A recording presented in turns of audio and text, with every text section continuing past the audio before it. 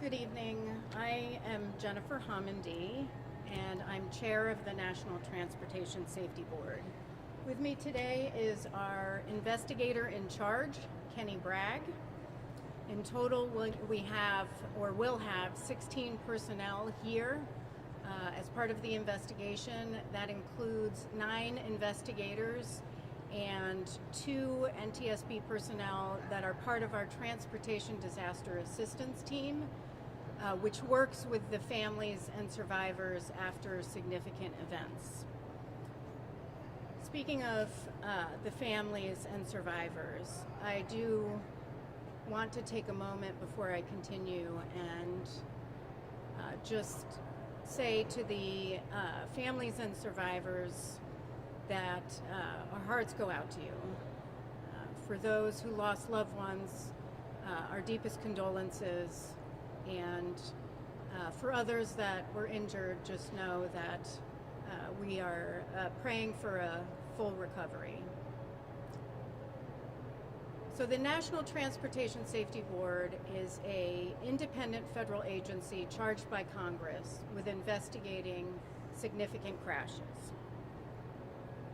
We were notified at some point mid-morning that there was a crash at 8:15 a.m. this morning involving a motor coach that was operated by Pioneer Trails. That motor coach was transporting 57 passengers from Tuscarawas Valley Local School District to an Ohio School Boards Association conference in Columbus. The motor coach was traveling westbound on I-70 near Etna. Behind the motor coach was an SUV carrying passengers that were traveling with the group in the motor coach. They had approached a traffic queue that resulted from an earlier crash on I-70, and a tractor trailer approached behind the SUV. We have heard conflicting information about the sequence of events, so that's something we'll have to determine tomorrow. But we do know that at least 5 vehicles were involved. The 3 vehicles I mentioned, the motor coach, SUV, and the commercial motor vehicle, and at least 2 vehicles in front of the motor coach, another passenger vehicle, and another commercial motor vehicle. I do want to take a second and give our thanks to the Ohio State Highway Patrol.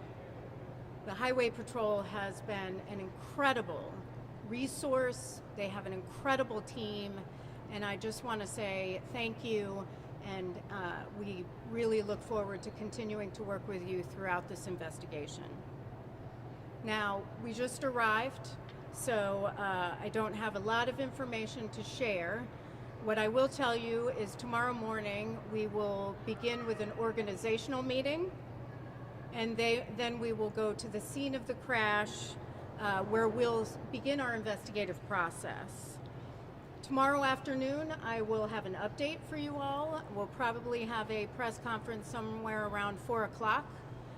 Please monitor ntsb.gov and our social media. X, formerly known as Twitter, will have a tweet up on when our next press conference is. So with that, I will take any questions that you have. If you wouldn't mind sharing your name and your affiliation.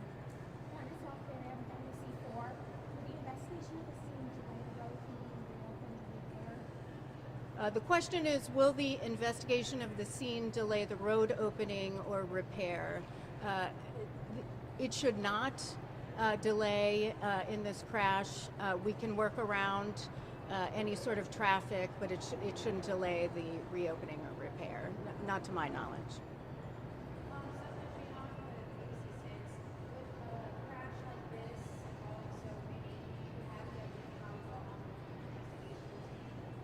The question is, how long will the investigation take? Typically, for these type of events, our investigation will be 12 to 18 months. However, in the next few weeks, we will issue a preliminary report. It's usually about 10 days after we leave the scene. We'll be on scene about 5 to 7 days. We'll issue a preliminary report which contains the factual information. It will not include analysis. That comes later. After we leave the scene, well, let me first address what we're doing on scene.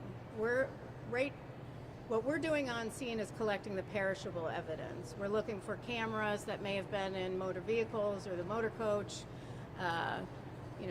We'll want to look at, determine what the sequence of the event was. We'll want to determine if there was hazmat in any of the commercial motor vehicles. We'll want to look at where the injuries were in the motor coach. So there's a lot that we will gather on scene. Other information that we'll need as part of the investigation will get collected after we leave, after the on-scene phase of the investigation.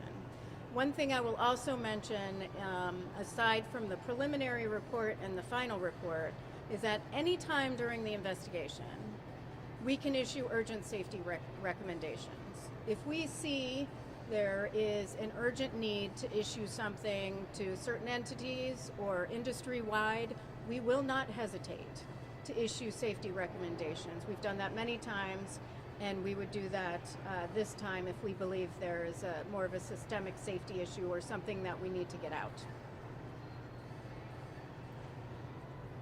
Any other questions? All right, great.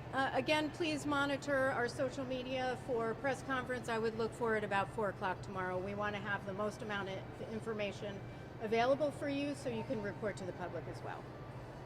Thank you.